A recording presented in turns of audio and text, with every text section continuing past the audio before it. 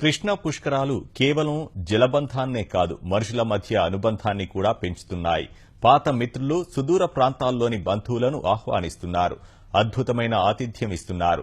అమ్మా నాన్న తప్ప బంధుత్వాలపై అవగాహన లేని నేటి పిల్లలకు వంశవృక్షాన్ని ప్రత్యక్షంగా చూపిస్తున్నారు. ఈ మధుర క్షణాలు కలకాలం గుర్తుండిపోయేలా షడ్రసోపేత వంటకాల రుచి చూపిస్తున్నారు.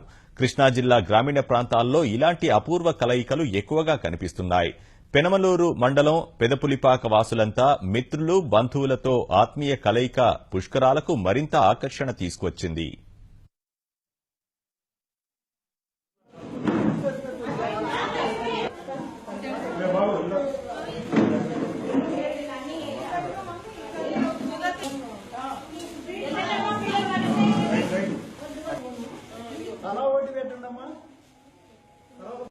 పన్నెండు సంవత్సరాలకి వచ్చేటువంటి ఈ కృష్ణా పుష్కరాల్లో 4 తరాలకు సంబంధించినటువంటి మనవాళ్ళు, ముదిమనవాళ్ళు, కొడుకులు, కోడళ్ళు, కూతుళ్ళు అందరూ కూడా ఉన్నారు. ఇప్పుడు అందరూ కూడా హాజరయ్యారు.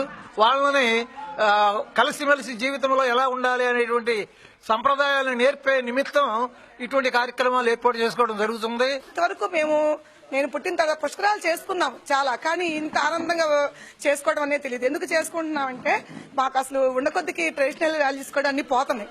మా పిల్లలకు కూడా తెలియజేయాలి, వాళ్ళకు కూడా సంస్కృతి నేర్పాలనే ఉద్దేశంతో మేము ఈ కార్యక్రమాన్ని పెట్టుకోవాలనుకుంటున్నామండి.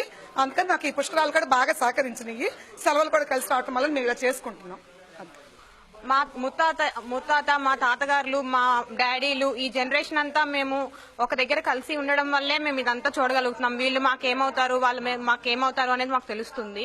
అంతేగాని ఇప్పుడు ఎలా ఉందంటే వాట్సాప్ లో హాయ్ అంటే హాయ్, ఎలా ఉన్నాం, అంతేగాని వీళ్ళు నాకు ఇది అవుతారు, వీళ్ళు నాకు ఇలా రిలేషన్ అవుతారు అని ఎవరికి తెలియట్లేదు.